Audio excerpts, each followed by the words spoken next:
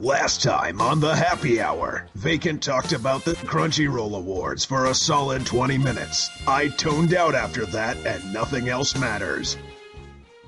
Vacant, how dare you keep talking about it? I don't care anymore.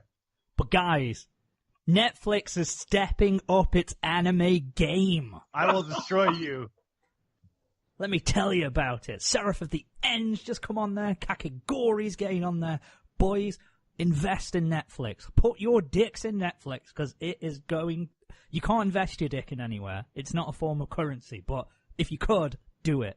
Just do it anyway, just to do it. I don't know what I'm talking about anymore. That's bad. Moving aside from the monetary value of a penis, did anyone watch that Godzilla anime movie that Gennaro Bochi wrote? No. Okay. Is it good? I've listened to my friend Other Brian, who is a huge fan of both Godzilla and Gennaro Bochi, and he said it's all right for part 1 of 3. I noticed it today, actually, because I was on Netflix. So it's bookmarked along with Devilman Crybaby to be binged at some point. Yeah. Pardon me. Oh, wait, we need to start the show first before we start talking about things. Wait. The show's pig. Wait. There we go. Now we can start the show. Ladies and gentlemen, boys and girls, children of all ages, my name is Simon, better known as Vacant, and welcome to the Manga Raiders Happy Hour. My co-host for this evening, we are honoured, and it's a pleasure to be joined by the cutie of duty. It is Manimal. You okay there? Do I need to call someone? Okay, that's Manimal. He might be joining us. I don't know after that one. He might have had a fucking aneurysm or something. Yeah. Rounding out the cast, it is the delight of Dragonball Z Fighters. It's Nairbons. I have actually been playing that game a fair amount. It's fun, and I like it. Hi, everyone. Yay! So I guess without further ado, how was your week? Nah, we're gonna mix it up because it's, New Year, new us. Nah, how was your week? Pretty good. A lot of work, and then playing Dragon Ball, and then reading, and then I watched some anime. Not a whole heck of a lot going on here. Just waiting to move into the new house in a little bit, and then, yeah, that's about it. Fair enough. So, enlighten us on Dragon Ball Z then. Fighters. What is it?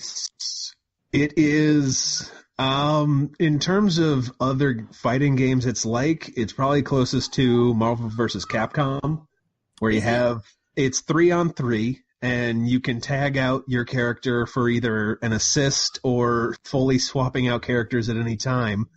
But it is the most accessible I've ever seen a fighting game from the get-go. It has so many movement options that you can just play around with. It's great. I'm actually winning like half the time. It's very good. This doesn't usually happen, and it's probably because this is probably maybe the fastest selling game in terms of fighting games that's been out.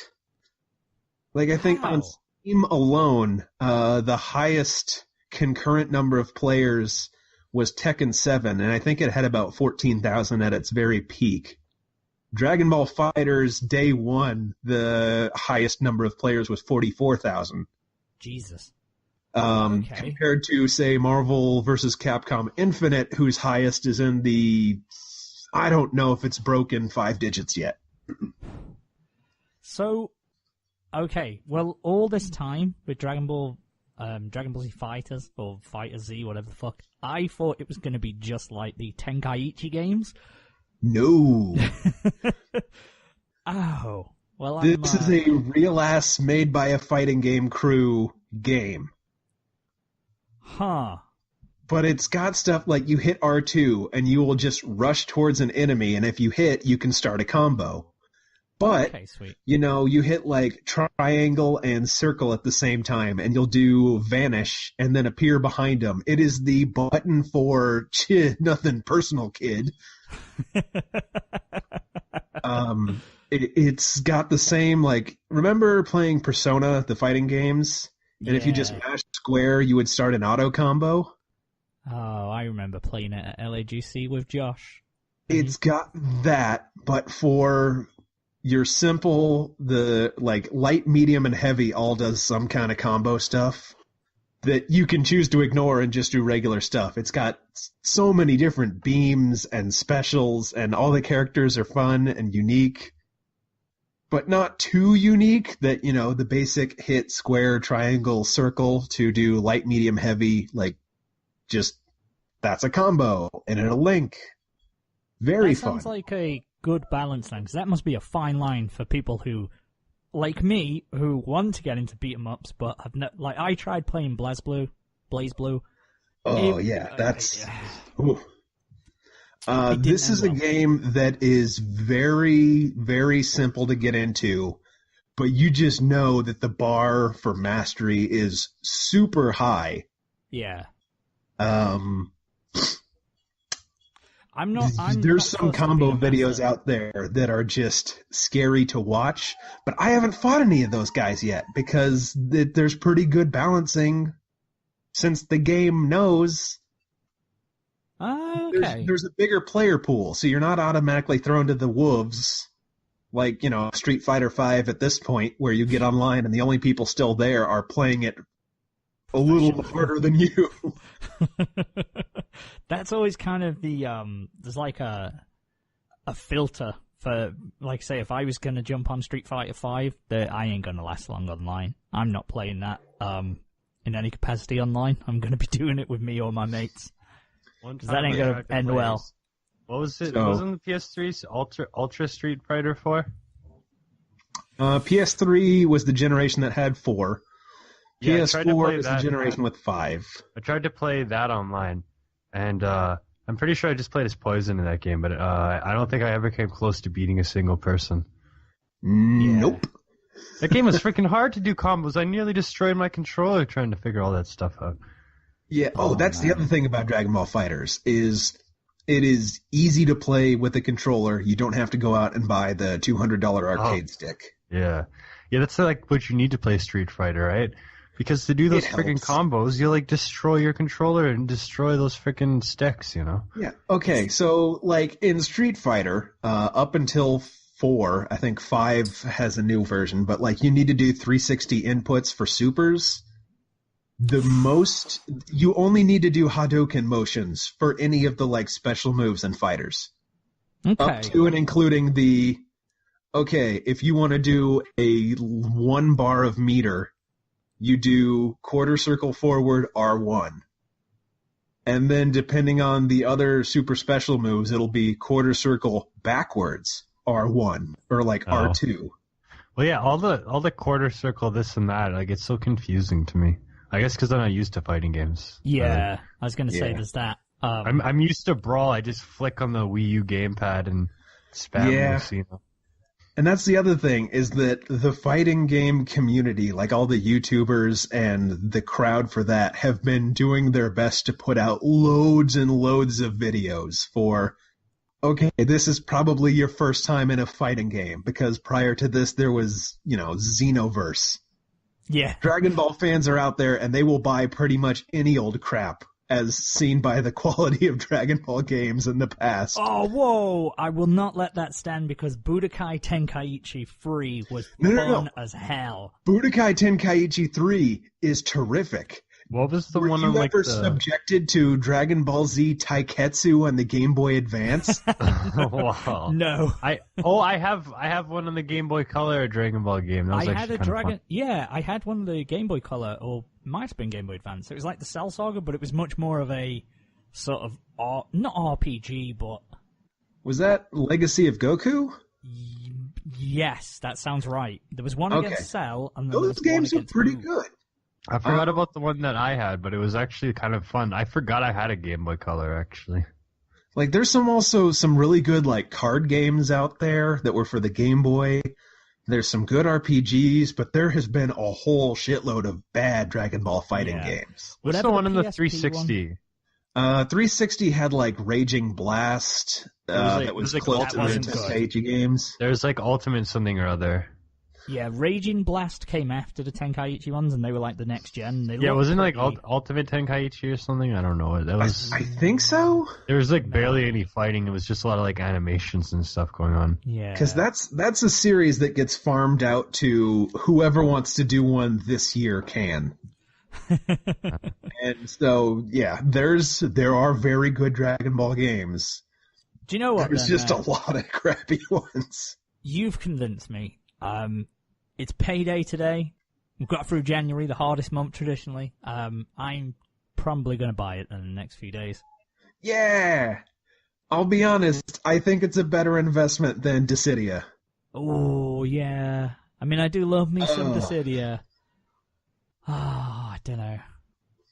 I don't know. I really Why wish not that the both? beta had been on longer because half the time it didn't work because it was free and way too crowded. Yeah. But if you can hold off a little bit, because again, it's a fighting game. These things are going to be returned real fast to GameStop. You can get a used copy in a few more days once people realize it's kind of hard, there's a skill ceiling, and they will back out real fast. Maybe I'll wait a week then. Let's wait a week or two Oh, and see wait a what week. sales we can get. Oh yeah. Oh, there's already so many copies of like. Well, it's not a fighting game, but like the Call of Duty World War II. There's so many copies coming back in all the there used always places. is, no. There Yeah. always is. Just because they are sold in such quantity. Well, I mean, I guess because Yeah. it could be a Christmas gift. People are like, "Wow, I don't want to play this shit." Yeah.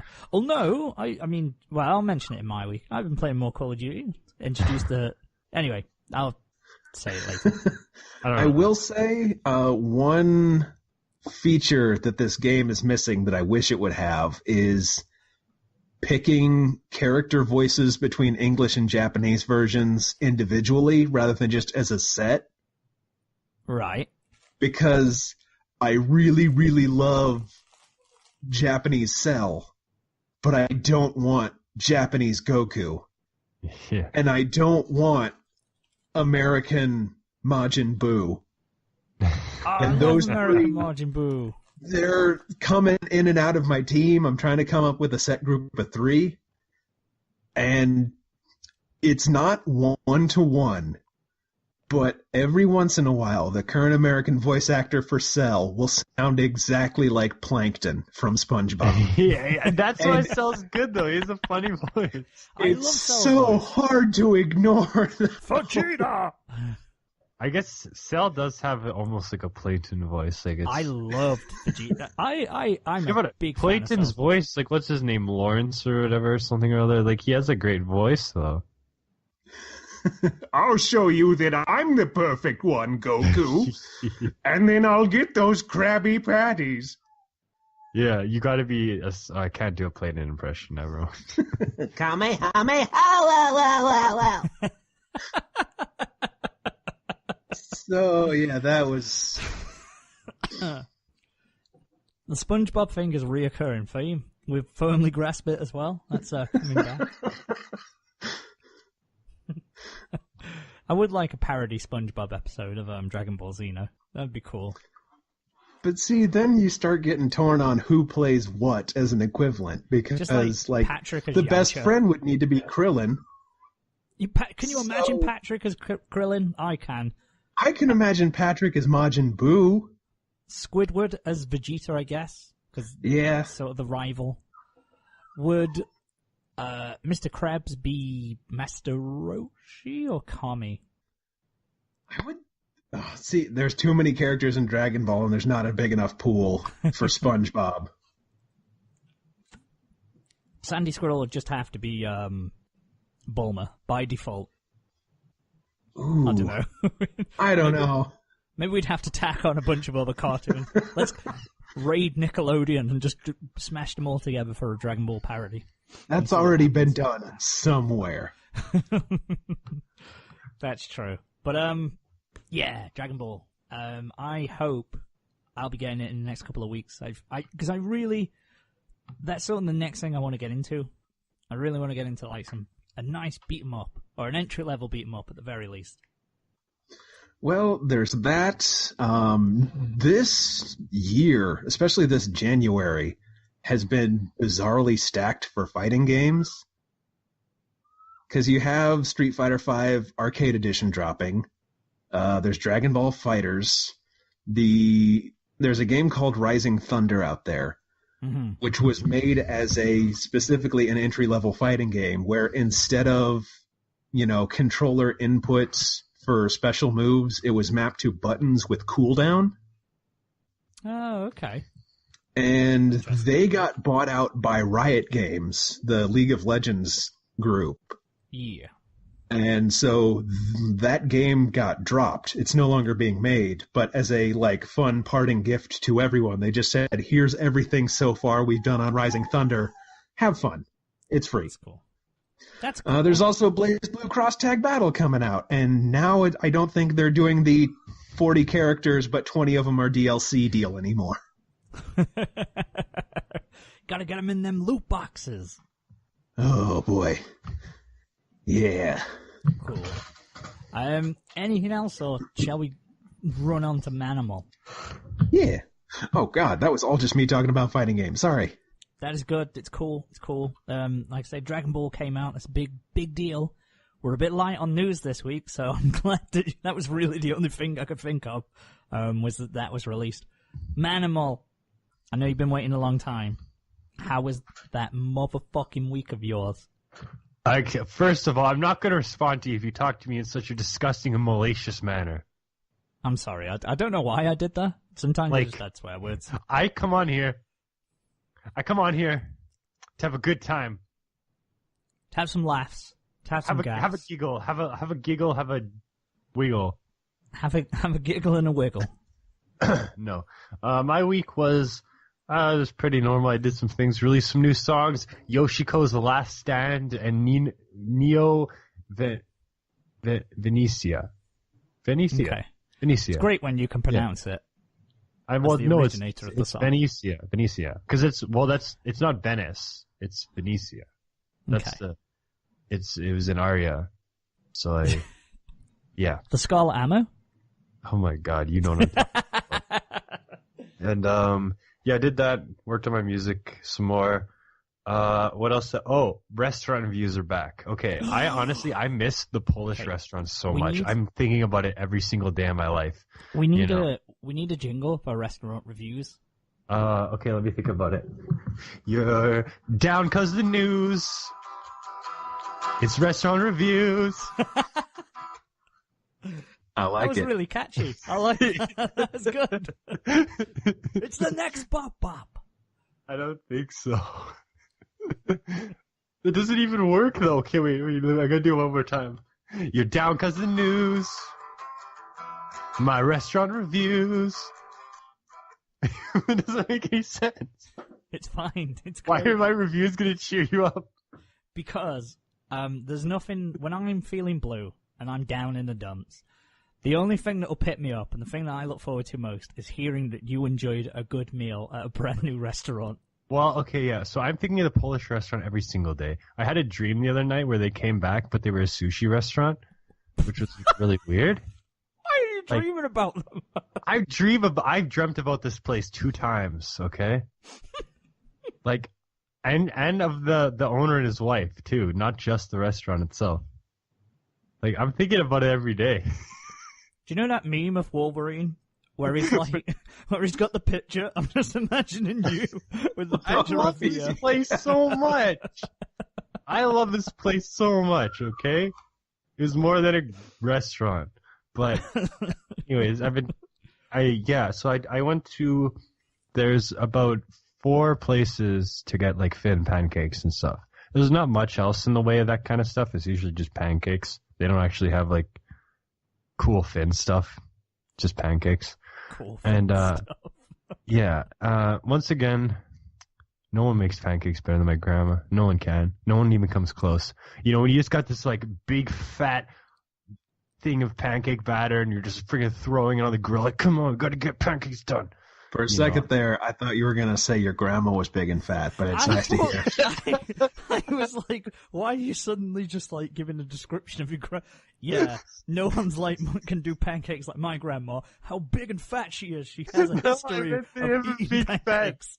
They have like a vat. When they make pancakes at these places, there's videos of it. They have a big vat of batter and they just throw it on and they throw it. They make it. They basically cover the whole entire grill and then cut it up. They make it out of spite, not love. Yeah, I don't like it. I never like it as well. It was a nice place in there. The service is really friendly. The food, once again, they were like home fries. I'm like, I'll have some good old fries. It's potatoes. I mean, I expected that, but I was gonna say, if someone served me fries and they weren't potato, I'd ask questions. I'd feel misled. I don't know. I mean, I know home fries means potatoes instead of just fries, but and yeah, I don't know. Like again, savage animals at this place don't roll their pancakes; they just cut into them. And I already ranted about that before. Nobody has any class, Like think about it this way: think about a thin pancake, right? If you roll it up, you're getting maximum. You put stuff inside of it, and then you roll it. You don't put it on top and then cut it up. That makes no sense. That works for thin pancakes, but those are called crepes. Oh, do you have the same kind of pancakes we do, Manimal, then? Is Canada and England on the same side of the fence when it comes to pancakes? They're literally Finnish pancakes. Oh, as in Finn... Oh, okay. Not thin. Well, I wouldn't want any non-finished pancakes. That's just batter. Yeah, zing, zing, zing. Because it's Pancake Day here in a couple of weeks, because it's going to be February tomorrow, which is pretty insane. Oh, I don't. Just I'm very fussy about the way these pancakes are made, and these places never satisfy me. But the restaurant reviews continue, so there's been like a couple of Vietnamese places that I want to go to. I haven't gone to yet, so maybe I'll do one of those. Yeah, man. Get yourself down to there. Make sure if you see Jamaican Jeff, high five for Jamaican Jeff. Shout out to Jamaican Jeff out there. That guy, I love that guy.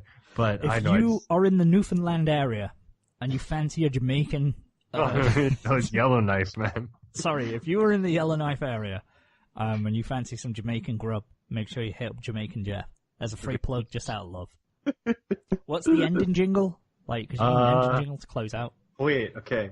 Get back to the news. That was Restaurant Reviews. You're feeling the blues. Oh, no. Tune in next time for Restaurant Reviews. But Beautiful. I'm still feeling the blues, according to that jingle. You've tried to cheer me up and failed. Yeah, because you are. You're still feeling the news over the blues. The reviews are over, so the sadness is setting in again. That's normal. Oh, yeah. I forgot about... I had my moment of forgetting about the blues. Okay, so, yeah, Vacant made his Vacay Daily there, and it was pretty amusing, Vacant, it was better than you thought it was. That was literally just me rambling. Okay, yeah. I will... My admission... You made a story about sneaking around an old person's home like it's Metal Gear Solid or your freaking, what's his name, Sam Fisher. But there was a funny, it's just one of them dumb things. Do you know when you do all but no one does that. It was just a funny thing that we did. Like, I still need to release a few, because there's a fair few that I've just got there. I want to record some more, just to make it around 7, even though I said I was going to do it for the week, and I haven't. No, I started doing that. SoundCloud.com/Manimal in your mug. Yeah, it's like, it was just a dumb thing. When you're a kid and you do dumb stuff, like, there's a story about, like, when we were at my mate's nan's house, because they were out on holiday, and we were having a party, and then someone put porn on really loud, and then the police knocked, because they knew that we were having a house party, and we were underage with beer. So everyone ran off, and someone ran off with the remote. You gotta release these tales. Someone ran off with the remote. So this is 100 times more wild than anything I can ever tell. What I would be is like, I went to Thames when I was watching Set the Kayak Windamo Season 2. But it's just, as I say, it's filed under dumb shit you did as a child. I do get the impression that British children are just more rowdy.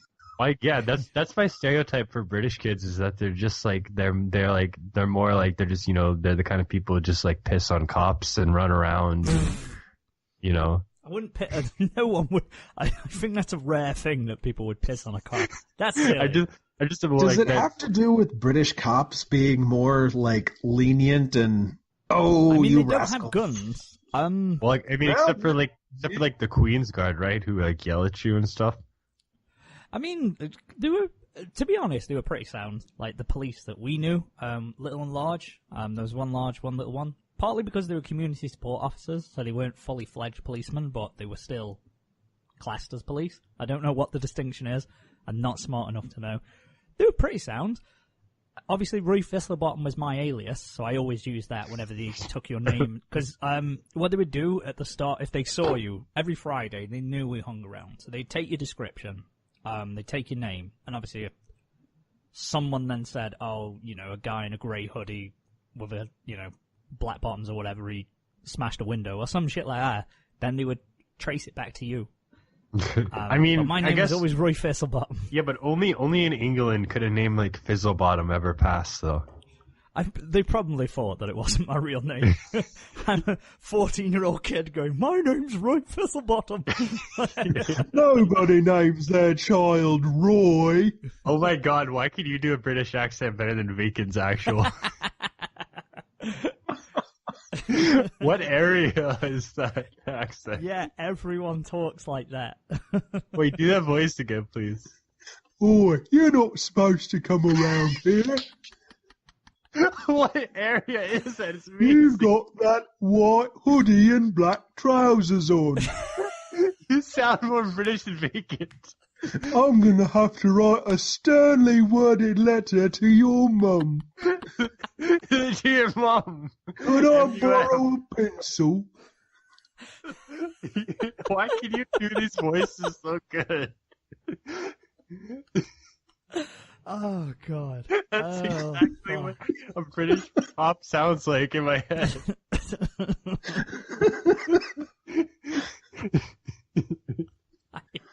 I don't know where to go from there. Oh my god, yeah. Anyway. I didn't do anything too exciting otherwise. Okay, fair. Again, I was just gonna, PS4 experience, I was just gonna play a little bit of Battlefield 1 this morning, 3-hour update. Oh, I got more normal now than I like. Yeah, speaking of that, that's a great... Wait, I'm not done. Oh, okay. I'm a dirty casual because I got the console version of Overwatch. How dare I? How dare you? Isn't that, I mean... We should that's play fine. sometime. I should add you as a Yeah, friend. You could do that. I would allow you to do that. As a chum. Yeah, it's fun. Yeah? Manimal Game Reviews! Yeah! Okay, now I'm finally done. This Okay. segment. Well, speaking of updates, that ties in nicely to something that I was doing. So, Call of Duty World War II, I spent a lot of time playing games this week. World War II got an update. It was the prop hunt update. Do you guys know Gary's Mod Prop Hunt? You probably are aware of it. I am aware of it, yeah. Yeah. They got a version of Prop Hunt. Very similar, little slight tweaks here and there, but very similar. I've been smashing the shit out of that. The most tense games ever. Like, when you're there, making noises, going, and it's like, I'm pretending to be a box in a pile of hay on a video game. This is what my spare time's been reduced to. I'm getting like heart palpitations. It's getting very nervous. It's a great game. I will admit to YouTubing some of the sneakiest or shittiest hiding places. You know, the glitches where you can clip through the map and stuff. Because I took it that seriously for a couple days. But then, somebody, I know I'm late to the party on this one as well, but Fortnite Battle Royale is good. So, you know, I know I'm really late on that one, but somebody got me into that. So I spent the day playing with those, doing co-op and all that stuff. Everyone's loving it. Everyone's raving about it. That day after, I was like, okay, I'm in. I'm fully invested. Let's get some games in. Down for maintenance. All day. Day after, it's back up. Can't add people to a party. So you can play the single game, or you can get randomly paired up. But yeah, it was fucking shit. So as soon as I get into the fucking game, I get fucked off with tech issues, updates, patches, all that shit going on. Shouldn't complain too much because it is a free game. Anyone out there, I highly recommend downloading it. It's good fun. See, it's weird how things work in life where you never hear about anything, but then today people are talking about Fortnite. And then I just Googled it, and now you mentioned it. Yeah. It's weird Honestly, how things like that work. Well, it was one of the things where it's like, come out. I knew the game was up for a while, but then someone has like they added this new mode, like the Battle Royale, so it's like last man standing basically. 100 players on a map, and you fight to the death. I've heard of PlayerUnknown's Battleground, and that was the big thing around for a long time. And then after a while, every time somebody mentioned PlayerUnknown's Battleground, someone else would say, "Hey, you know, Fortnite's better." Yeah. I haven't played Battleground. I don't know either. Yeah. Honestly, Fortnite, free to play, worth a good laugh. Like I say, it's a sort of a third person shooter, I guess, / builder. Like you gather materials and you build shit, and yeah, it's good fun. It's a real good fun. I like it. So I played those 2 games. That's what I sunk time into. Got a bit of writing done a bit of writing, as you do. You know, I'm getting that bug back, so I'm working on it, which is good. That's nice. Heavy Rain, Chapter 2. Funnily, it's odd that you say that, because I'm now on Chapter 2 of the rewrite. Oh, really? I am. Because it's one of them stupidest things where forever I was on Chapter 1 and I was like, okay, I just need to write this scene. But then, do you know when you just get, I can't be arsed. And then you just think, maybe I should tweak a little thing, and you can suddenly, all of a sudden, just see everything, and it falls into place, and it changes. Like, the entire story, and for that chapter. It's so, just a little tweak, and that's it. That's all you need. So, I'm getting back onto the writing train. I'm not going to make any lofty goals. It's been too long since I forgot about, like, you know, the magic of songwriting, or songwriting. Yeah. Sorry, I'm looking at a form right now. The magic of story writing.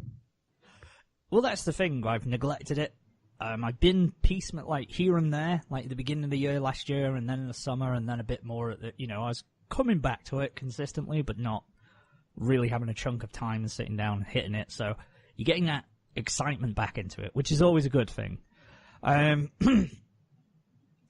then the other thing that I did, because I've managed to catch up on a lot of anime, which we'll obviously go into in a bit. The other thing that I did, it was the Royal Rumble this weekend. So we went to a friend's, went to a pal's, had some drinks there. Royal Rumble's fun. For the first time in 9 years, a person I wanted to win won, so that was good. I was all about it. And just a weird fact, spoilers for the Royal Rumble, none of you guys give a fuck, and probably no one else does. No, I don't. It was the first time, because they had a women's Rumble as well, but a Japanese guy won for the first time in the men's Rumble. And then, unless you count Yokozuna, who was not Japanese, but they pretended he was. Wasn't he Hawaiian? Yes, he was. And they just pretended he was Japanese. So Nakamura won. And then also Asuka won as well. So you had a Japanese male and female who won both of them. Which is... I know of and like them both, much more so than Ronda Rousey. Oh, yeah, that was the main thing. Ronda Rousey came out after. I'm so glad that Asuka was in it and not her, and she just came out after. Not that I'm against Ronda Rousey. Like, sure, it could be fun and stuff. She brings prestige and that. And it sounds like she's going to have fun doing it, because I know she was a bit fucked up after the whole, getting shit kicked out of her. Getting her shit pushed in. Yeah. So hopefully, she seemed like she was happy to be there, so that's good. I'm excited to see what she'll do, but yeah, I'm really happy to ask her. God, the glory for that. Won't bore anyone with wrestling, that's all. Other than just, there were some, because we were there, and there was a couple of friends who didn't get wrestling, they don't watch it, they don't follow it, and just trying to explain certain things. So, Heath Slater was there, he came out, he got big booted, and then for the next 5 entrants, someone just hit him as they went past. And then Big E came down from the New Day, and we loved the New Day. So he came down, saw Heath Slater, reached into his singlet, and pulled out a wad of pancakes and then proceeded to stuff them into his mouth. What? And then like he just went, so why is he hiding pancakes down there? Just don't ask. Just don't worry about it, dude. It's like the family-friendly version of Austin just chugging a pair of beers on television. Like, I don't know why. They've just started bringing pancakes out. Oh, were you done? Were they rolled? Yeah, did he roll them up properly? They were American thick, you know. Oh, okay, that's different. Those are different kind of pancakes. Flapjacks. Flapjacks. I love the word flapjacks, but yeah, every year usually like I watch the Grammys with my family and I make fun of them, and they're always shitty, and they're especially shitty this year. Well, they were even worse last year, but you know, it's the kind of thing you watch for a laugh, basically. But sometimes you don't even laugh because you're just like, oh my god, what are they doing? Yeah. You know, it's just like every year it just gets dumber and dumber, and then the viewership drops. Like I think it dropped 20% this year from last year. That's quite a steep drop. Yeah, because people don't care. It's a popularity contest where they just circle jerk each other, you know? Mm-hmm. But it's just, I thought it was funny that Bruno Mars won Album of the Year. Did he? I mean, he made a good album, but it just... 24 karat magic, baby. I laughed. I thought it was funny that Jay-Z got snubbed that many times. I just got to get about that. God bless Jay-Z. Speaking of... Because, you know, award shows are funny because everyone will get mad about them and write articles, but then they'll also say how they don't care about them.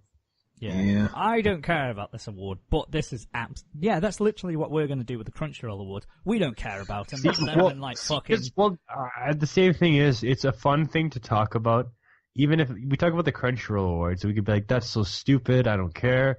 But yet we spent 23 minutes talking about it last episode. Well, we were giving predictions. Shit's on the line. You know? Oh, yeah. You get to decide. I can't wait till Crunchyroll rigs the vote and makes Recovery of an MMO Addict win everything. Okay, we have all the votes in. Step 1, dump everything that's not hosted on our site. Well, no, pretty much everything is on there. And everything's on Crunchyroll. That's what I was really... That's why I was quite surprised, because a few of the things weren't. So, for example, Inuyashiki was on for one of the awards, and I was like, well, that wasn't on Crunchyroll. Was Made in Abyss wasn't either. I find it comedic how they just promoted the hell out of MMO Addict.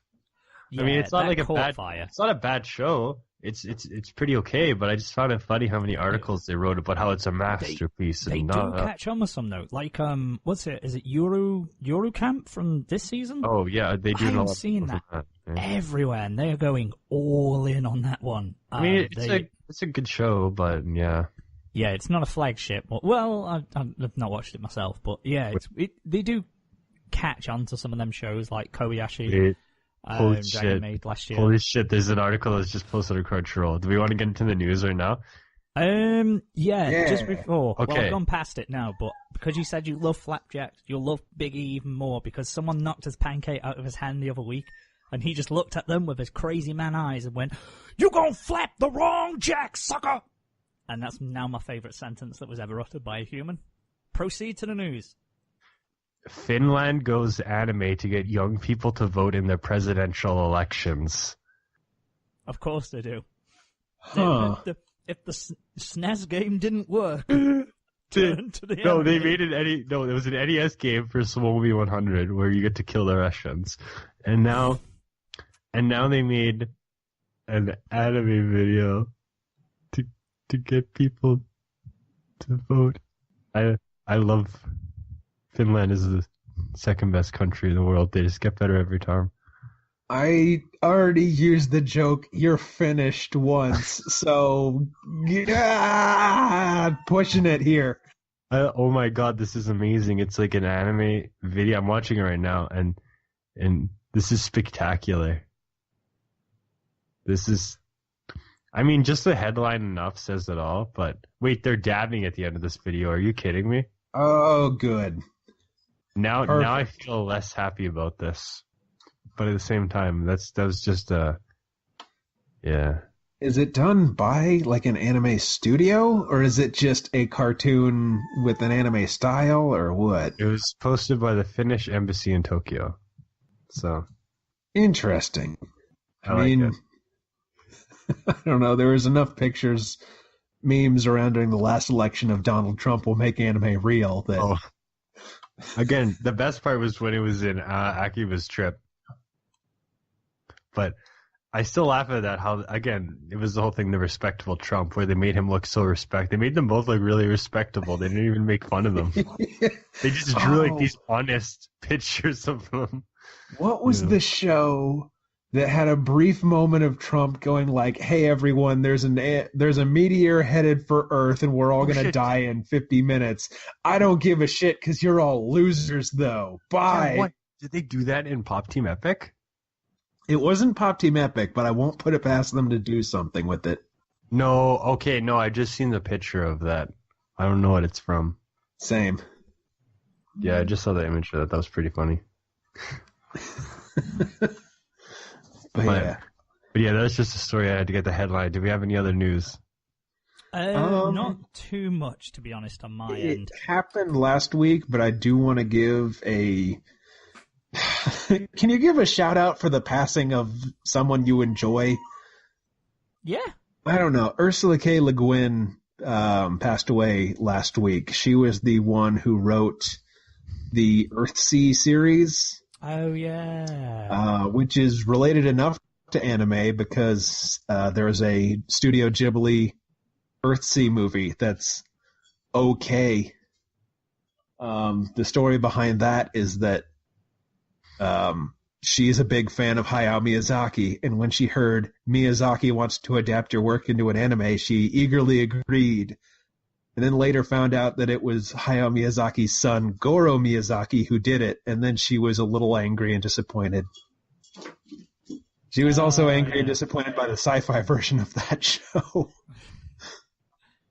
Just couldn't get that perfect adaptation. Yeah. But that's... them's the breaks. Yeah. Rest in peace. Mm-hmm. Yeah, you're more than welcome to give shout-outs to people you enjoy, to honour them in whichever way you see fit. Bit light on the ground in terms of news. I was actually looking just before we went on air, and I couldn't really see... I mean, there's always stuff, so like certain mangas are ending and stuff, but nothing that... If I haven't heard of it, I don't really feel like I can talk about it. Like, hey, this shoujo manga's ending. That's a shame. But one thing, speaking of award nominations and snubs, so the Academy Awards, it's nice to see that Boss Baby got a recommendation or a nomination. Boss? Yeah. But get Your Name and Silent Voice out of there. Don't want to hear that anywhere around any Academy Awards. Boss Baby? Boss Baby. Boss Baby. So when someone goes, hey, Your Name was pretty good, you can go, pal, have you seen Boss Baby? No, Come on. Honestly, I love the idea that someone thought Boss Baby was more honorable. That's just like, that's a good laugh. I mean, look, the Academy Institute already doesn't give a shit about cartoons. They especially don't give a shit about foreign cartoons. Like, there was, I think it was the year that Frozen won, that they managed to release the, like, voting forms of different Academy members, and for the why, you would just read, I voted for Frozen because it was the Disney one, and they're usually good. I didn't see any of these, but yeah, I'll vote for it. Yeah. Wow. Again, all these awards are just trash anyway. They're disconnected from their audience. It's not a perception of anything, you know?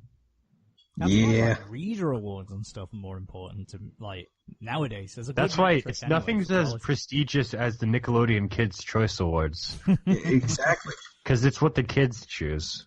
But like my anime list and stuff, like when they do stuff, you know, they're more of an indicative of, or votes and stuff on Reddit, like, you know, I trust them more than I trust, like, professional ones. Yeah, just like I trust the Nickelodeon Kids' Choice Awards to tell me what the best of the best is. If nothing else, trust in Nickelodeon. You know what?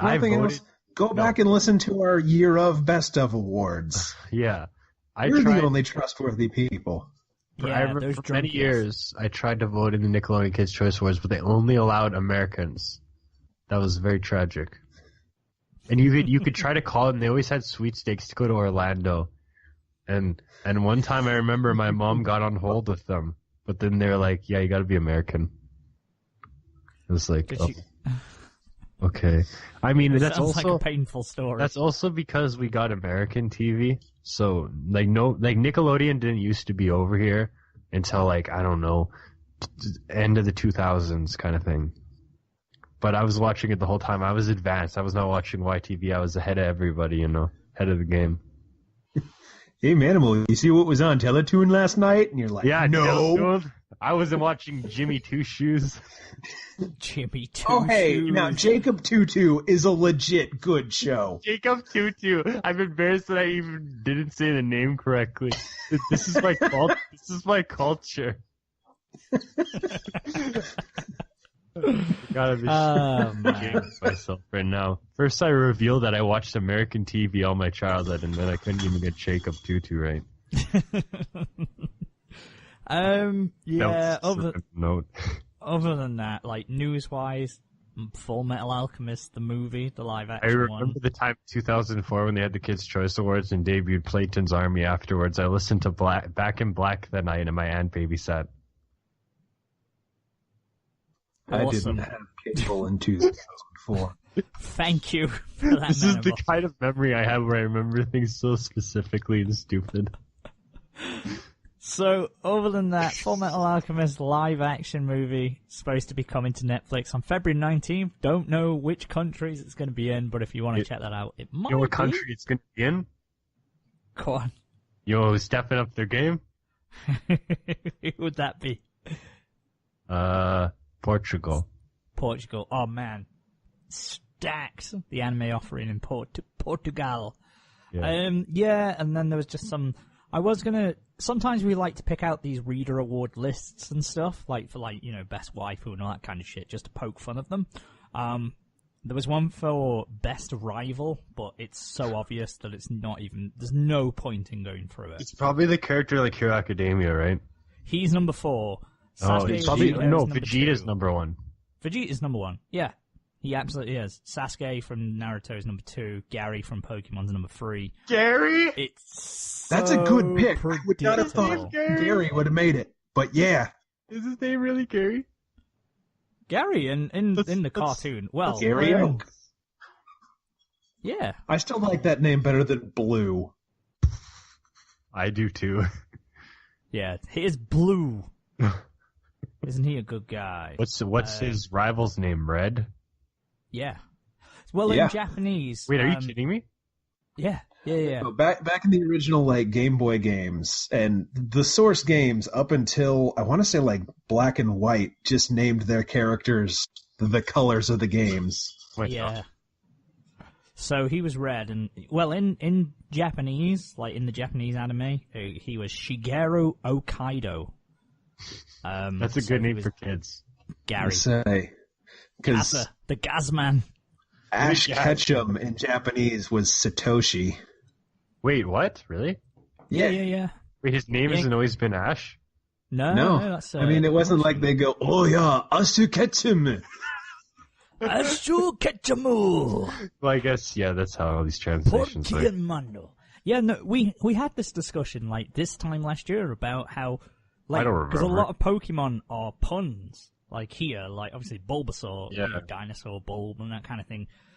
Whereas in Japanese, they're not. So somebody made these puns up. Oh, I somewhere. know that. Yeah. I remember watching those Pokemon anime shorts that came out right around the time of, I think it was Sun and Moon, where, they translated it for the sub, but they didn't change the Pokemon name, and I've just, who the hell is Lizardon? That's Charizard. Get out of here. Yeah.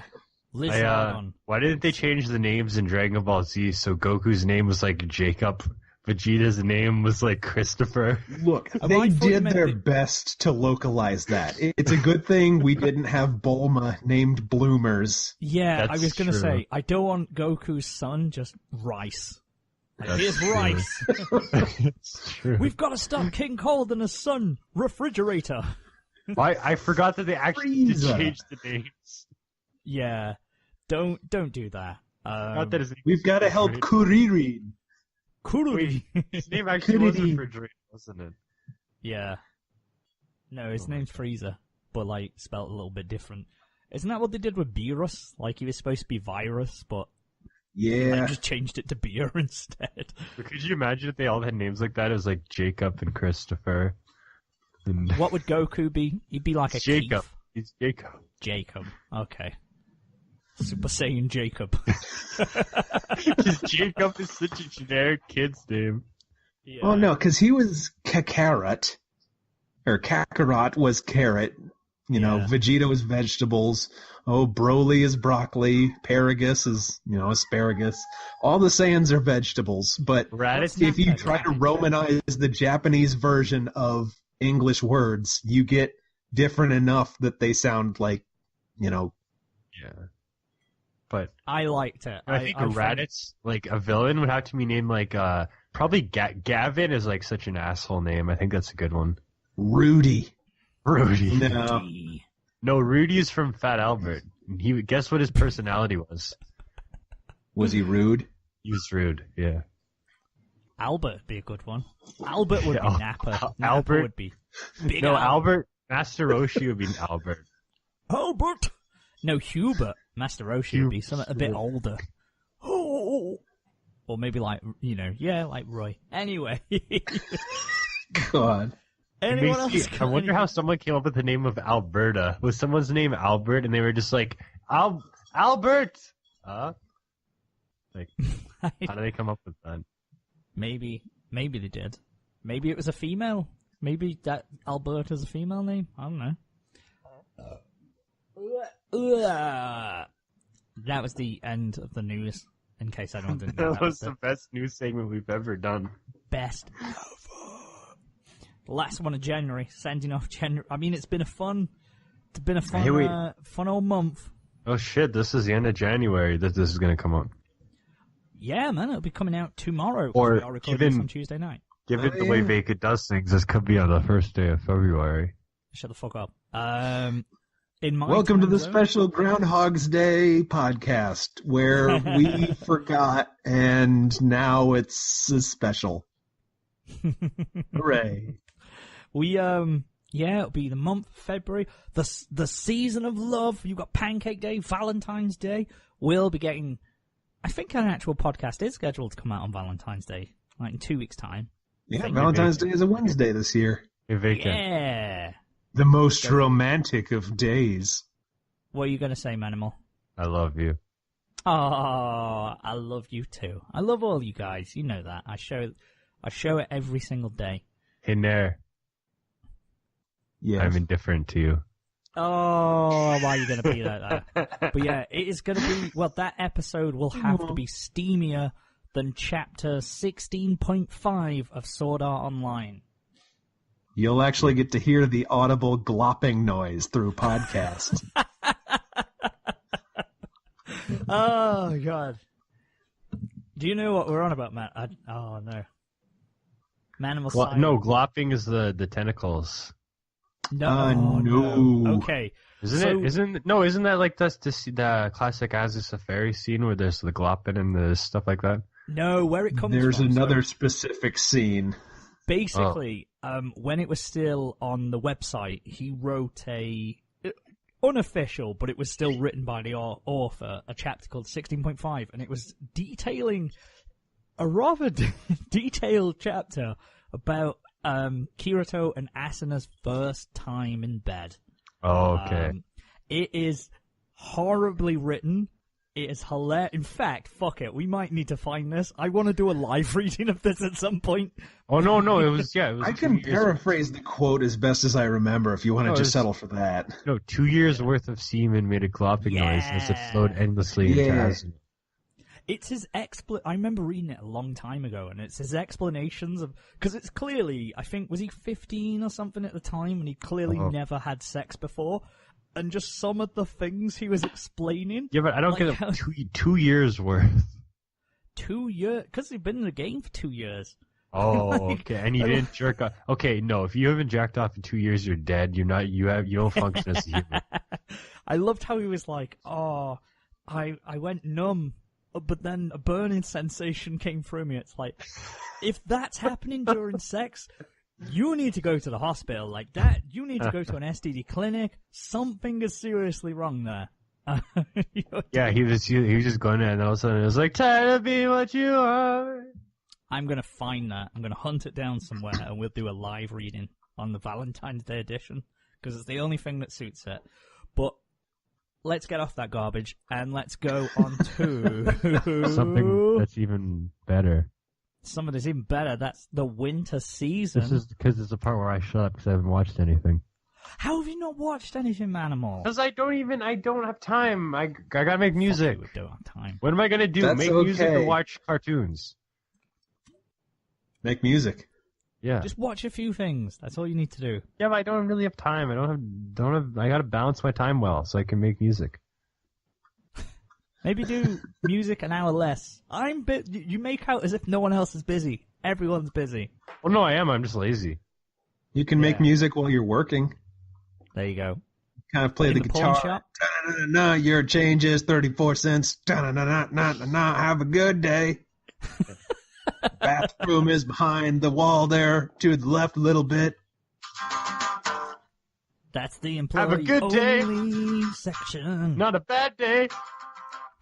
Can I help you? God, what am I doing? What am I doing on this episode? I like your jingles. Whatever you're doing, keep it up. What have you been watching this? Wait. The winter has fallen and the snowflakes on the ground. Now Vacant and Nair will give the shows a pound. All right, we only get pounding. £1 per show. Okay, well, fuck me. Good, because I only watched like one show of several different shows. First up is Killing Bites. Hey! It's even edgier than I remember it. Do you mean that? No, starting off with being kidnapped and being the getaway driver of a I rapist, forgot secondary about male that. protagonist. And great. the main character is so much of a pushover that, yes, he is guilted into driving the getaway rape van and only barely stops in time to not get rightfully murdered by the also kind of bland honey badger girl. The only thing this show has going for it is, thank God, the main character is not in high school. Yeah. He's a college student who at one point just says, no, it's cool, I don't need to hit every class. And that is the perfect solution to so many stupid anime out there that, Wait, you've got to transfer into my school so we can be together. I miss that trope. I'm not being sarcastic, I actually love that in Bleach. But other than Bleach, doesn't always work. We have to make all of our characters wear the same clothes, so it's hard to express their personality, and that's why we have to have everyone with wacky hair. Or, it's fucking college. That's a good idea. So, yeah, Killing Bites is bad. Are you not going to watch episode 2 then? I'm not going to watch episode 2. Did you not just love the ending? No. With the, take a look at this. Look at my titties. Yep, those are titties. Coming up on the next episode, a fight again. I just loved how the camera looked, because to me, I was totally convinced. Like, how that was shot, she fires them, like, spike things out of her arms. But, like... Straight into his nose! It looked like it fired it from the nipple, and I was like, she's got nipple spike cannons. That's brilliant. But it wasn't, sadly. So the other show I watched, and I don't really know why it appealed to me, it was the one about, like, how to raise your tiny baby mummy. Yeah, because it looks cute. It I've is seen cute. clips of it, and it's very cute.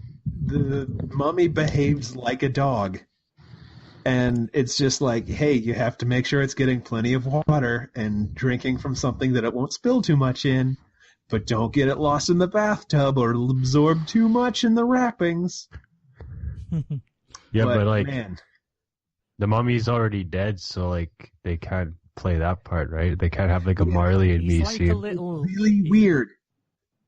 that's the uncomfortable part about it, is like this thing arrives in a huge coffin. Like it's already dead. And it's just a cute little mummy guy. It is adorable. Like, I kind of want to watch it just because of the few clips that I've seen on, like, Twitter and stuff. I'm like, Yeah. oh. It's probably not as good as Banana. No. Banana's probably pretty not. good. It doesn't need to be a half-hour long show. This could be is it? short. Yes. It is too long. There is not enough substance to this freaking show. Why would anyone make it a half-hour show? What are they thinking? I don't know, man. I'm not watching episode 2 because it's just inoffensive. Not too funny, but it's not great. Speaking of Banana, sorry to jump in, but I am a connoisseur of cat short-based animes because me and my girlfriend we've watched Cheese Sweet Home, we've watched Banana, there's a new one this season, I can't remember what the fuck it's called, but we've watched 2 episodes of that. They're all adorable. 3-minute shorts with cats in. I'm sold. I mean, there's a lot of those. There's a Yuri one where one girl's like a cat, the other girl's like a dog. Of course Yeah, you know that. yeah, it's the Yuri one. I don't... What? Like, are they... No, they're not actually, but that's how they act. Okay. Fair enough. Yeah. I No, was they're so not actually confused. like a cat and a dog, and it's a Yuri. I was like, yeah. I was going to say, that's not Yuri. Yeah. That's crossing some lines. At last, we're getting that anime version of Cat Dog that everyone was asking for. One Monday when I came to her, he goes warm guzzles through. I freaking love the theme song of that show. It sucks so much. It is really good. No blue-eyed, this is no three-eyed frog. Hello, not well, bring out little no- cat dog.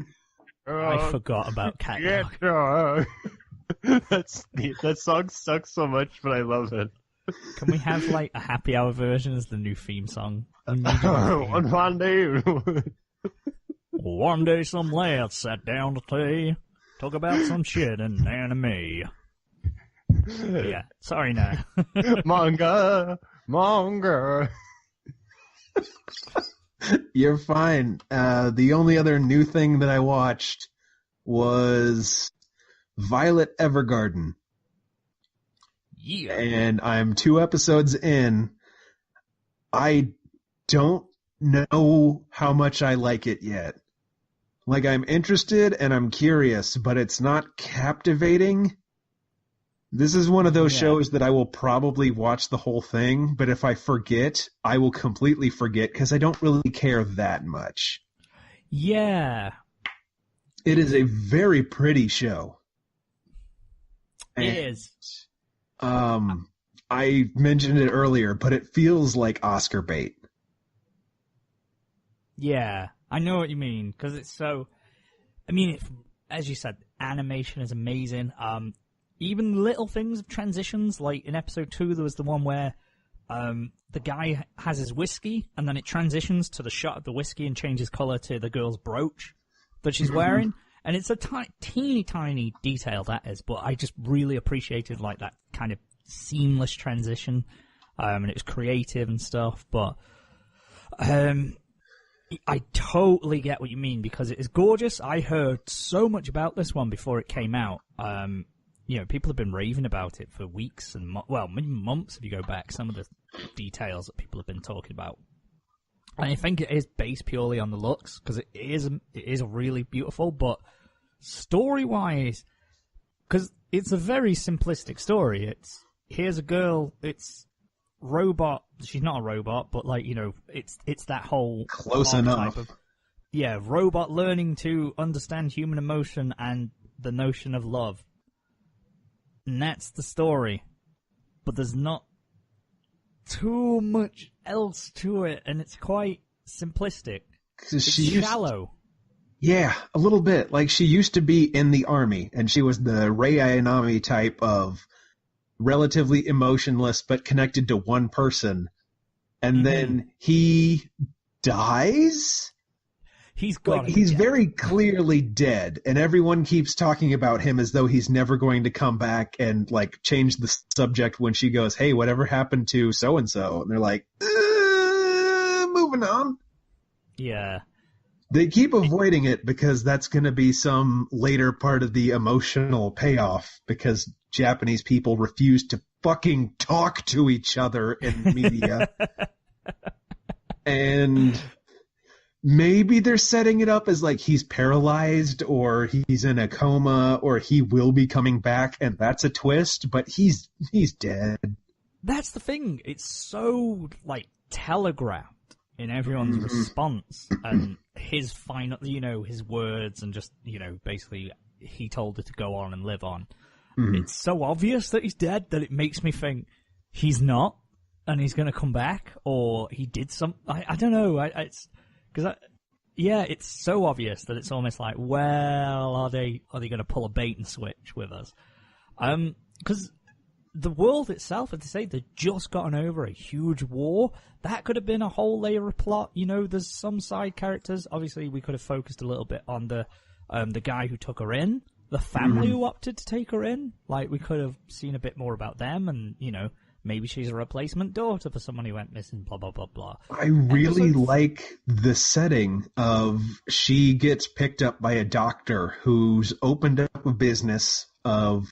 We will write letters for people who come in and describe things to us because a huge chunk of the population is still illiterate. Yeah. And she wants to be one of the letter writers because these people are very eloquent in their words, and she doesn't understand what her former commander's last words of "I love you" actually mean. The setting is so good, but I just don't care about the main character, even if she has cool robot arms. Yeah, like all the character designs are great. She looks amazing, interesting. But as you said, that was what I thought it was going to be, where she is going to live vicariously almost through people and go through that journey with them. Like, it was going to be episodic, where a new person comes in and then she learns about their issue and she deals with it in her own unique way, which kind of happens in episode 3. She meets someone and she tries to deal with it, and it works, but it's very simplistic. Like I say, it's very shallow how it's dealt with. There's not too much depth going on right now, and it's weird to get on episode 3 because I want to really get into it. I really want to be invested, but when it comes to watch it, I have to almost not force myself, but it's not the priority on my list. If I've got more than one thing to watch, it's not going to be that. If normally. This wasn't subtitled, you could have your phone out the whole time. Yeah. Well, I watched the English dub. Because it's simuldubbed on Netflix. Not on the English or the American version. Only the UK version of Netflix is stepping up its game. I'm already paying for Netflix, so I don't feel too bad about, finding a pirate stream. Yeah. It's fine. It's serviceable. The dub, it's not bad. Like, I couldn't go to watch it. The subs mismatch. There is a couple of instances, because I always have the subs on anyway, as well as the dub, just so I can sort of follow along and maybe get like the separate meaning of what it was going to be in the Japanese. But there is like a couple of lines where they really just take away from the meaning in the dub, where it's sort of like someone's explaining Violet, and at the end of it she goes, "But she is a wonderful person." But in the English dub it goes, "And she changed my life." So you're not describing her. You're saying what she's done to you. Like, I know it's in third. It's not a big thing, but it was just a nitpick that, I don't like. I'm like, just it's fine. Just match. Well, they got to match the mouth flaps. That's true. That is not a job that I would want to try. In fact, I did try it several years ago when I think it's the very first video on our YouTube channel, when I tried to map a scene to me and Lego on Windows Movie Maker of all things. Oh, it didn't go well. Didn't go well. It's very out of sync. It's very bad. Anyway, yeah. So Violet Evergarden. I've done episode 3. That's normally the litmus test. I'm still gonna watch it because I really want to enjoy it. And I am enjoying it. I don't hate it. It's just that I feel like it could deliver more emotion for how brilliant it looks. And I think they're trying too hard to be profound. Yeah. Like, I think a slice of life in that setting with a little bit more depth to it could be amazing, but they're really hitting home that, oh, she's a veteran of war discovering who she is, but her lover's dead. Yeah. Probably. And they keep reminding you of it. Like, every episode, she's like, the Major said, I love you. I don't know what that means. I know there's only been 3 episodes, but you don't need to keep saying it every time. Anyway. Yeah, it's crazy. Back in 2003, they had these Sonic handheld games at McDonald's, and I distinctly remember I had the Shadow one where it had a yellow button and you were jumping on lines. So I remember one time going through the McDonald's drive-thru or something like that, and I was playing the Shadow game, and it was really fun. I also remember those, but I don't want to encourage you to keep interrupting with... Please, what was your favorite McDonald's toy?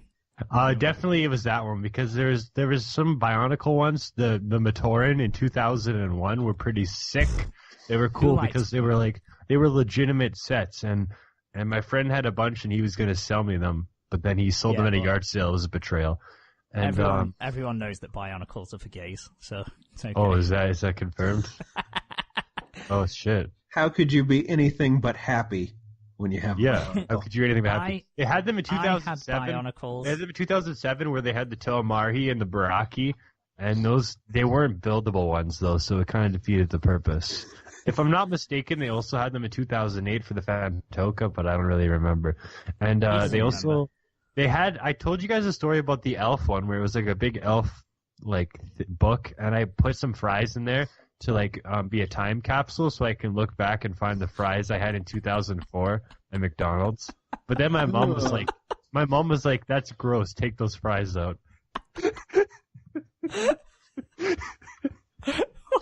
I mean, I can kind of relate, or I remember reading the Legend of Zelda Ocarina of Time strategy guide, scratching my head a lot and realizing there's a whole lot of hair that fell on the Kokiri forest map. Oh. Yeah. And every once in a while, I'll still find that old guide and open it up and be like, there's some leftover hair. This is the thing. What was the payoff to you opening this book 12 years later and going, there's some fries from McDonald's? No, because it was an elf, I don't remember, it was kind of like an activity book. I remember the time I got it, I was playing the Mananui online game that night that my parents was at McDonald's, and they got me this book. It was kind of like it was a book and there was an opening, and I was like, I'm going to put some fries in there. And then later on, I'm going to open them and find the fries again.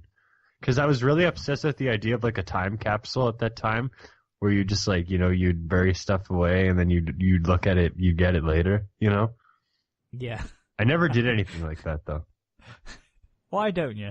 Go for it. I don't know. Bury the travel mugs, and then 10 years later. I told someone, I love whenever I tell someone about that in real life, because it's once you talk to someone for a while, eventually you're like, so I do a podcast, and there's this, I have a mug of a British guy wearing a cowboy hat in the washroom, and also an American guy.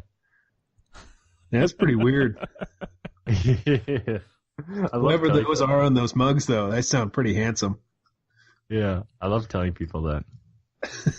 Much like I love interrupting you guys whenever I haven't watched anything and I have nothing to contribute. Yeah, thanks.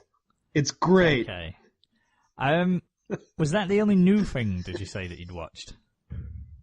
Yeah. I caught up on Pop Team Epic and Garou? Is there anything else? Pop Team Epic. We kind of ran out of things to say. Yeah.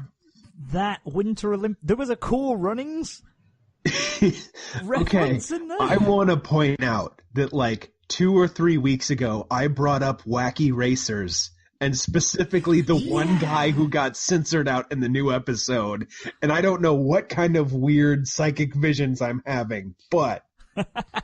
Oh yeah, was it Dick Dastardly and the Muttley Meat Machine were in fucking Pop Team Epic. There was a Cool Runnings reference. There was that.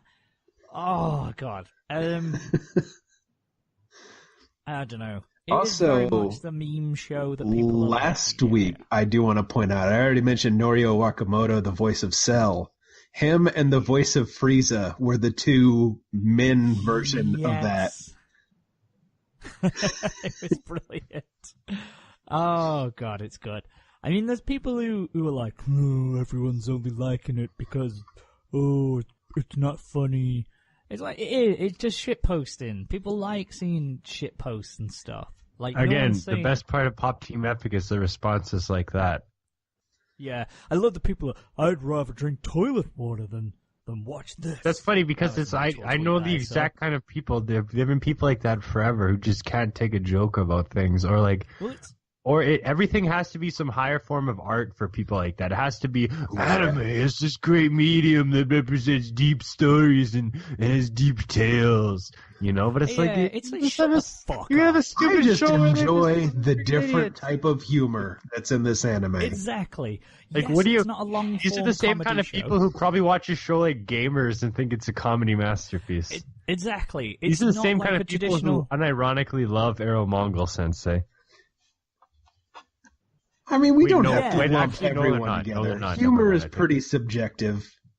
Yeah, but that's the thing. It's like people are really shitting on it, and it's like, yeah, it's not everyone's cup of tea, but the whole point is it's supposed to be, it's a series of sketches. It's dumb, it's abstract. That's the point. And not all of it's going to be hilarious to you. Some of it, like I've seen some of the things on it, I'm like, don't really get that, because maybe it's not a reference that I know, or if it's in Japanese. Like the whole Fortune thing that was on, because cheers Crunchyroll for not translating that. Didn't get it, because we don't know what it said. There the whole song was a complete translation list of all those, and one of them was just the plot of Die Hard. That's brilliant, see? I can't fucking... Yeah, I was just sitting there like, well, I'm sure I'm supposed to... It'd probably be funny, what's being said. But yeah, I know it's not to everyone's liking, but again, it's random shit. It's supposed to be funny. I'm glad it exists, and I enjoy watching I don't watch the full bit, because I don't watch the female and the male. I'll just normally stick with the male one. Corin said it's different, but, I'm happy with 30 minutes of it and just going through it. It's cool. I don't know of any other anime that does an entire musical send-up of Earth, Wind, and Fire, so there you go. It's great. And it's one of my... It's certainly a joy to watch. So, yeah, if you don't like it, I don't know, I feel bad for you. That's all I can say. You're clearly much more intellectual. Maybe you can watch Rick and Morty. Richard and Morty. I got it wrong because you're too deep and you need drama. Go watch Violet Evergarden. And I was wrong because the kind of people who would diss Pop Team Epic would also be like, I can't believe there's a show like Arrow Mongol Sensei, and they're the kind of people who would get all shocked about it. No, these people, I've seen people who mass post the lowly shows, and they love the lowly shows, and then they're like, Pop Team Epic is bullshit. I think there's two different kinds of people that hate Pop Team Epic then that we're thinking of here. You've got the intellectuals, and then you got the people who just don't get it. Yeah. Actually, I was going to say that, but no one gets it. That's the point. It's supposed to be like, it's dumb, and it's like, have they actually just done that? If there's one thing the internet has taught me, it's that there's no particular opinion that can't be cranked up to elitism stupidity. I just realized I had the mic on mute. I was laughing. Okay. I missed my laugh. Never mind. Yeah, I was like, what happened? Did Nair unplug his mic or something? No, no one's reacting. Was I wrong? No, I liked it. I realized. Yeah, that's very true. People can take pride.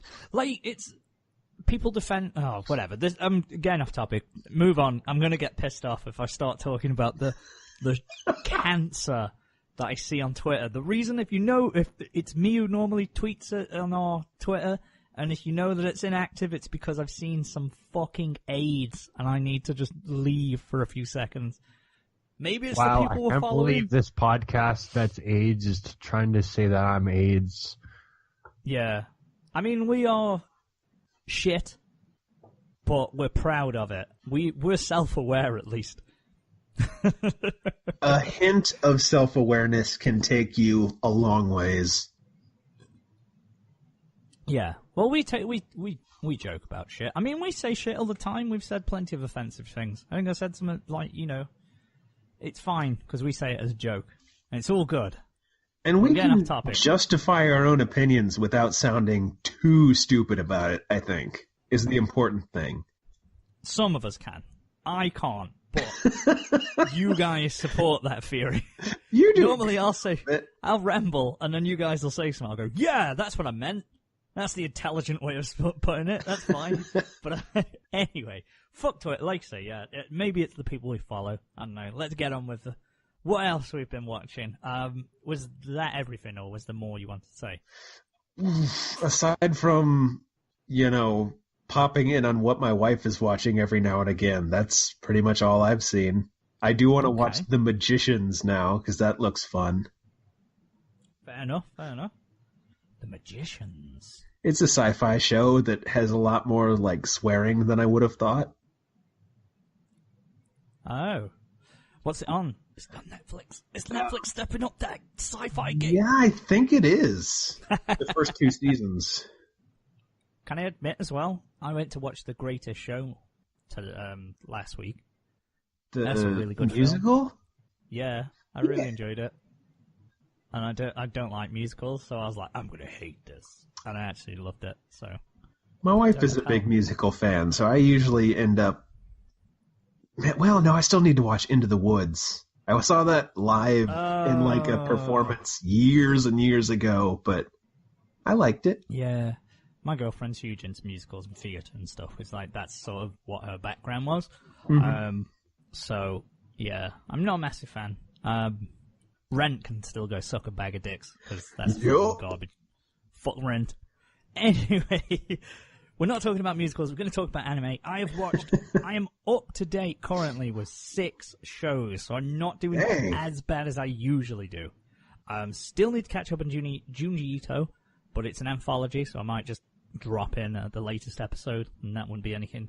Gakko and Babysitters I've all but dropped, but still kind of want to watch those other episode 2 and 3 to give it a chance and see what it's like. No. And Takunomi, can't find it.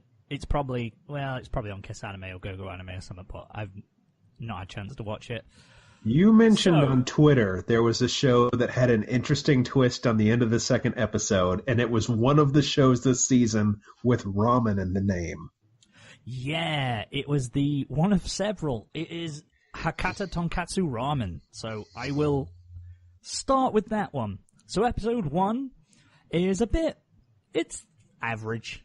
Episode 2 was fun, but then the last few seconds... So, does anyone care about spoilers for Hakata Tonkatsu Ramens? Go ahead. Okay.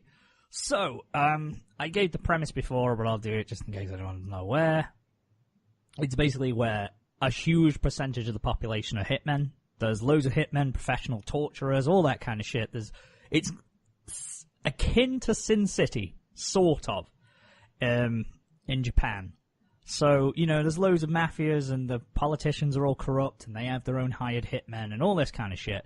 One of the guys is a detective, the main character, and then the cross-dresser is a hired killer.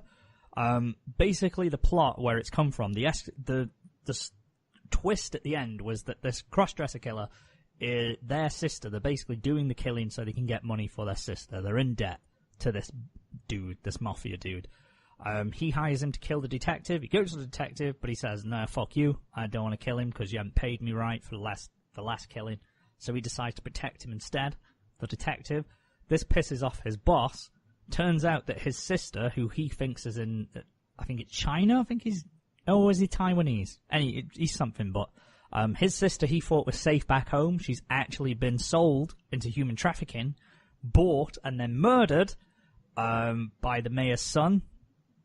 And then they dispose of the body. The mafia boss tells him this, and I was like, oh shit, okay, so we're going there, are we? Immediately, episode 3 picks off, and he goes on the warpath and goes try and kill him. It gets quite bloody from there, so you've seen slit throats and, decapitations, all that kind of stuff. It's good. I enjoyed it. Like I say, episode 1 was a bit meh. It was alright, but, very much middle of the road. But then episode 2 and 3 have been fun.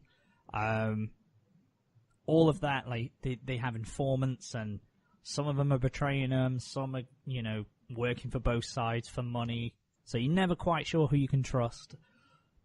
So it's good fun. I'm enjoying that one, definitely. So this is not the anime that's all about different kinds of ramen.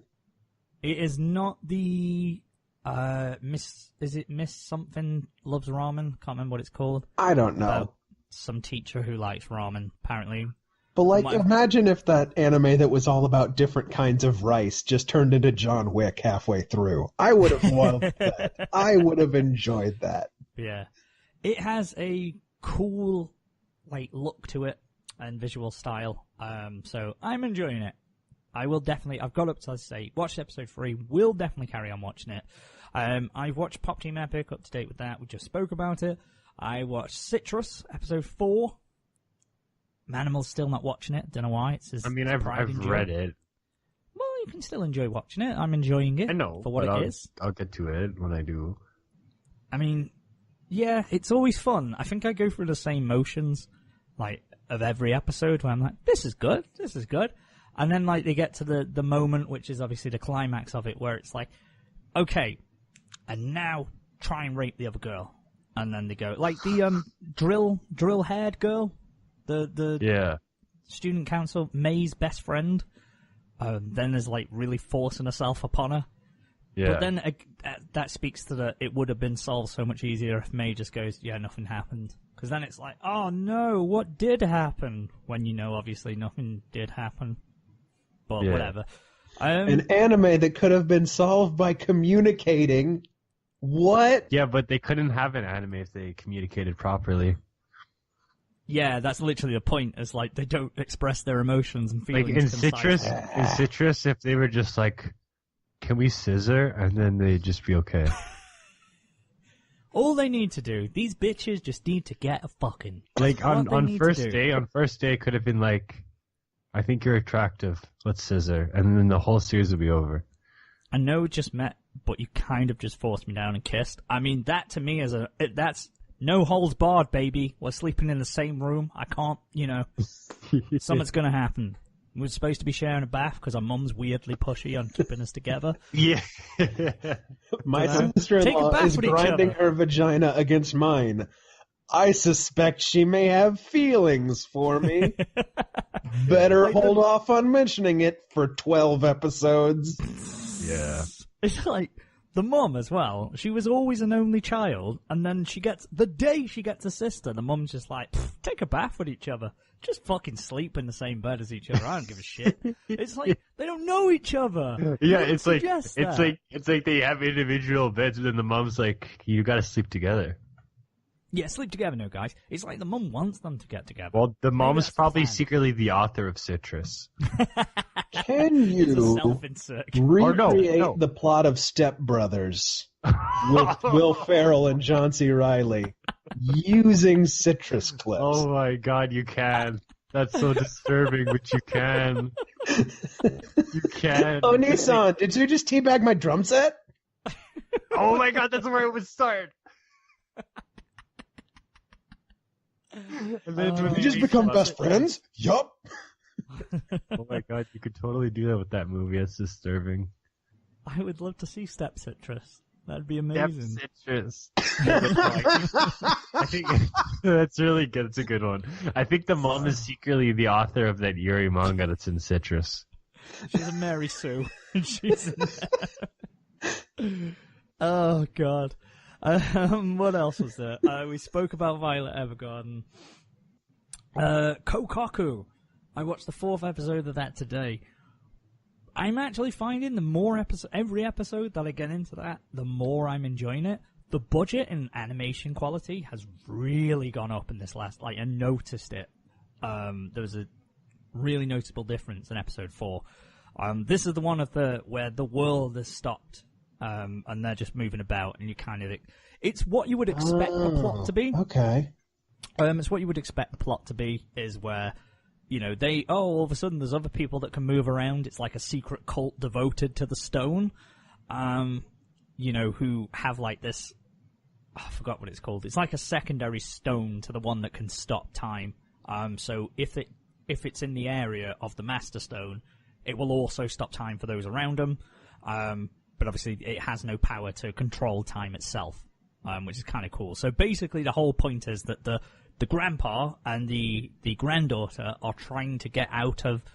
All they need is to rescue the rest of their family. So their father's in there. The grandpa's son and the girl's father is there. He's been kidnapped. So they just need to get him, and then it will start time and then stop time, like a second later. And then they're in like the different like stasis basically, so those people can never find them again.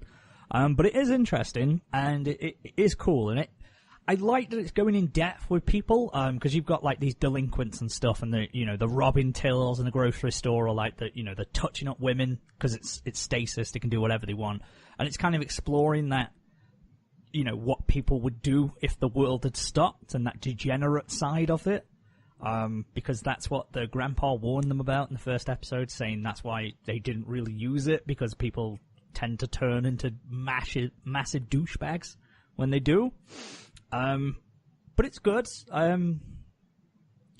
The only parts that let it down is when it focuses on the cult characters, because there are two that look fucking identical, and I can only tell them apart because one has a blue shirt, one has a pink shirt on. And that's blue shirt and pink shirt, and I don't know what their roles are. It's a bit confusing, and it sort of drags the story down. When you're with the grandpa and when you're with the granddaughter, it's well cool. Like, it's fun. It's, you're on edge a little bit. It's tense. It's a nice little thriller, but when it goes to them, it really slows the story down. Still enjoying it. You're learning more about the world, so it's going to be a fun one. I think it's one of those series that you watch in a season, really enjoy, but it's not going to be, show of the year, definitely. Unless it does something spectacular in the next few episodes. But really enjoying it. If you are looking for something this season, I'd recommend Kokkoku. It's also got a brilliant, what do you call it? Is it the sting in the middle of it when it goes for an ad break and then it comes back? I think that's what it's called. I think so. Stinger? Yeah, something like that. It's like literally just someone going... It's just voices going... And then someone going... I'll try and find a clip. I did not do it justice. And the fucking opening is cool. So we've got that. And finally, the other thing that I'm caught up on is Darling in the Franxx. Oh, yeah. I forgot. So, I'm also watching that. Oh, have you watched episode 3? I have. Yeah. I'm interested in what you think about it now. I think we kind of hit it on the head in the first episode discussion. Oh, really? Of you can pick and choose which parts are A1 and which parts are trigger. Yeah. Oh, no. Like, I don't think it's great, but I don't know how many other shows use the girl pilot as holding up the screen and, like, controls at the hips. You got butt handles. It's kind of like that Pacific Rim, we got to meet in the drift with matching personalities, except it's sexual chemistry. In episode 2, the guy just can't get his battle boner up. Oh, hell yeah. That's like undeniably a trigger idea. And you gotta get, you can tell. Codependence is a superpower for mech battles. It's weird. I don't know, man.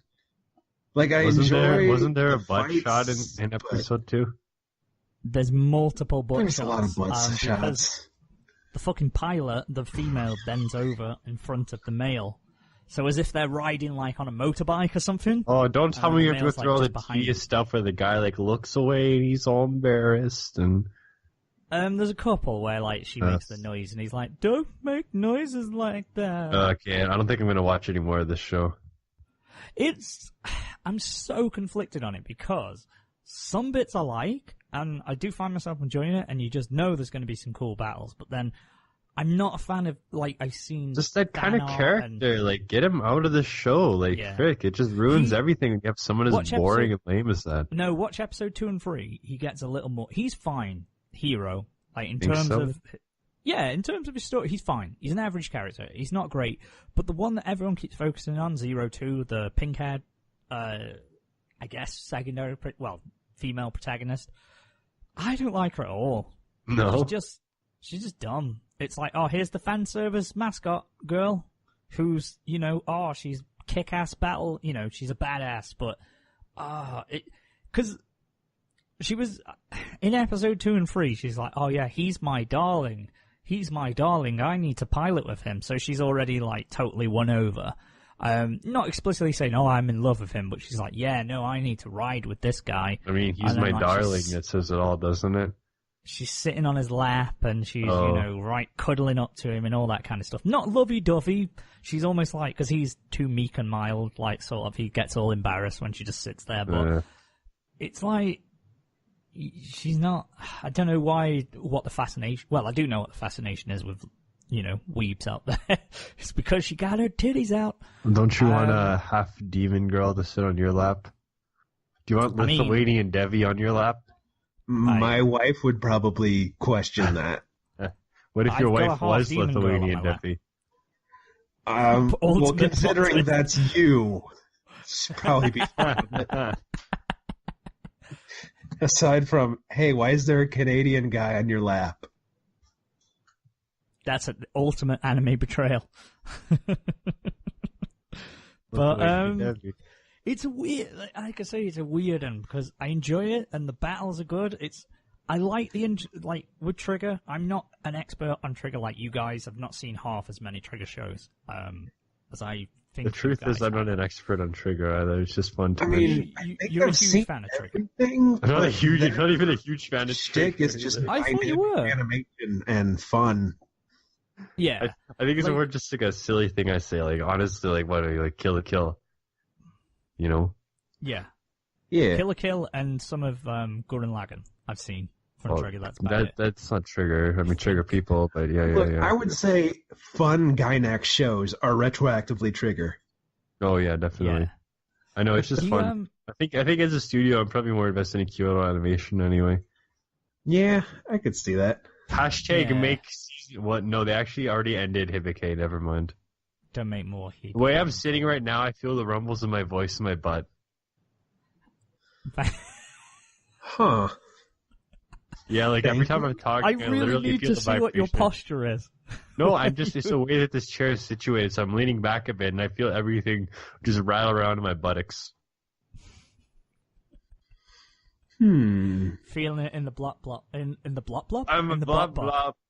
Well, yeah, I already told you I have an excessively good one. You can see it. You can sing that for the Kirito one. My glop glop. You've heard wait, of the wait, blop wait, blop. Now wait. here comes 2 years of glop glop. Wait. 2 years worth of silver rolling around. Now we're gone to the glop glop. Can we end it now? Yeah, We're not going any better. Really conflicted with Don and the Franks. We'll definitely continue to watch it because yeah, I want to like it, and I know in 4-5 episodes time when they have that huge battle with the Klaxosaurs, it's gonna be fantastic action.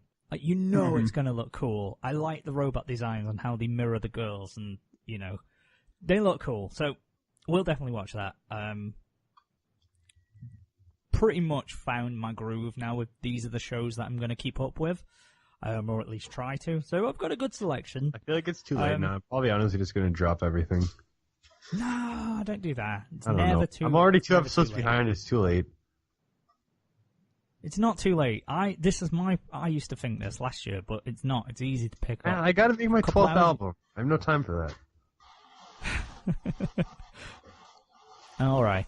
Well, yeah, let's fuck it. There we go. That's the winter season. Do you guys have anything else before we head off into the sunset? I don't think you want anything else. Until we head off until So back in the day, one time I remember we went to Dairy Queen, and I got this one Bionicle comic that debuted the Exotoa armor back in 2002, and I specifically remember that it came in the Lego magazine, so I was reading this comic in the drive-thru of Dairy Queen. I found it. I found the quote. Here we go. This is a reading of 16.5. Wait, I need to tell my story. Wait, okay, after, yeah. Do Yeah, you yeah. have a license to broadcast pornography? Her bouncing breasts also sent large amounts of sweat flying about. Oh shit. Asuna was letting out deliriously sweet moans with a my God. completely melted look on her face. Melted look on her face. Oh my god. I'm No, are you? Ha. Yes, let it out, Kirito. Let it out. A lot. As I shoved myself into Asuna, I released all of the pent-up sensations that I had stretched to limits. Asuna! Ah! I could feel my hot sperm gushing deep into Asuna as she trembled in yet another climax. 2 years' worth of semen made a glopping noise as it flowed endlessly into... Endlessly! First of all, A unprotected. Every time... They're in a virtual world, it's fine. Every time my penis twitched, fireworks would go off in my head. Also, if it is a virtual world, why would they have programmed in sex? Well, because they're going to be there for a long time. I mean, it says on the side of the box that content may change during online play. Online receiving- interactions are not rated. The ESRB was unable to stop 2 years of glopping. After receiving all that I had to give her, Asuna's strength gave out as she fell on top of me. I gently embraced Asuna while she continued to gasp and convulse, as if she had been stimulated by the fluids inside her body. As my consciousness dimmed, he passed out. He knotted so hard that he lost consciousness. If this guy ever did it, I wonder if he was disappointed, because it sounds like he has like a really just this grand vision. It sounded like he was getting it on with a stroke victim. Oh. I mean, it's, oh god, maybe we'll read the whole thing, I don't know, like, for Valentine's it's Day. probably been done. Give you something to look forward to. I'm sure it's been done, but whatever. Manimal, play us out. Okay. Thanks for listening, everybody. Thank Sorry you. that you just had to endure that. Bye! Alright, hold on. I need to figure out where I was. Okay. The restaurant shone with the light reflected from the Chuni's armpits. She danced in the store. Everyone looked as the deodorant-free pits were shining with the light of pure and natural interaction.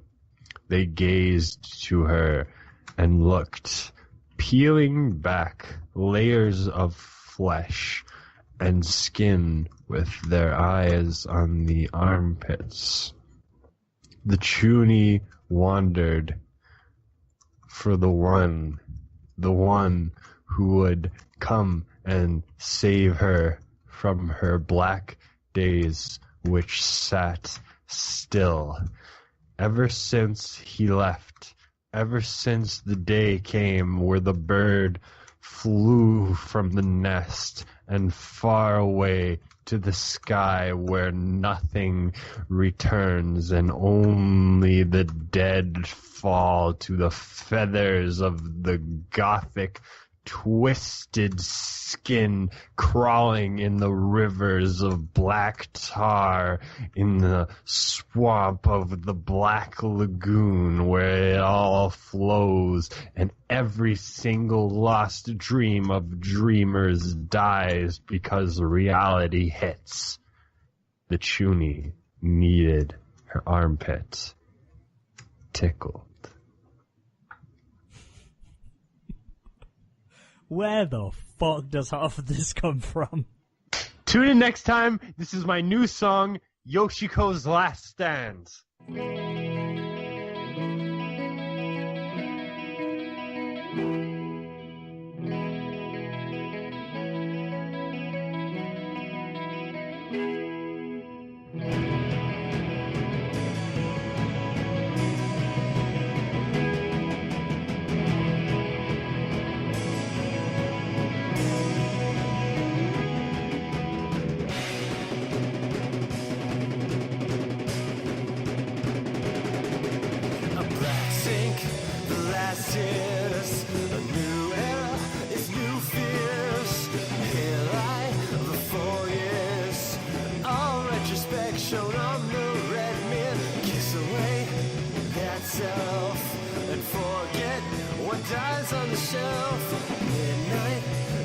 flashbacks. Your old self, but with a brand new take. Look in the gaze of the next decade. The world still has all us afraid. Don't think too hard, you'll break it. Fake yourself to make it. The past is laughable. Living the here and the actual. Old style, it's passable. The dull day, it's casual. A look in the gaze of the next decade. The world still has all us afraid. Don't think too hard, you shatter and build it up to splatter. Two-tone dreams of the three score eyes, writing a symphony made of size. Two-tone dreams of the three mark eyes, cover them up before they cry. They cry, here and now, oh, cry.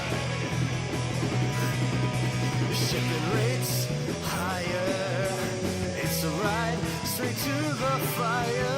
Wrap it up to your nose, catch your breath before you explode. Think too hard, you'll break it.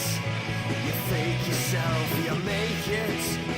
The world will try to keep us down, spinning us round and around.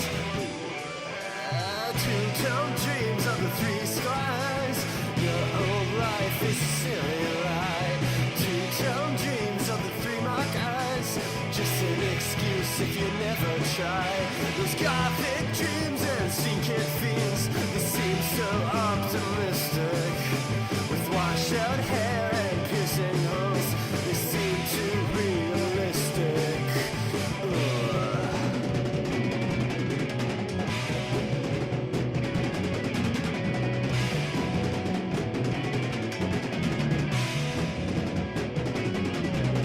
Everyone says how they're so low, low, but I just wanna say no, no, no. Everyone says how they're so low, low, but I just wanna say no, no, no. You won't fool me, trick me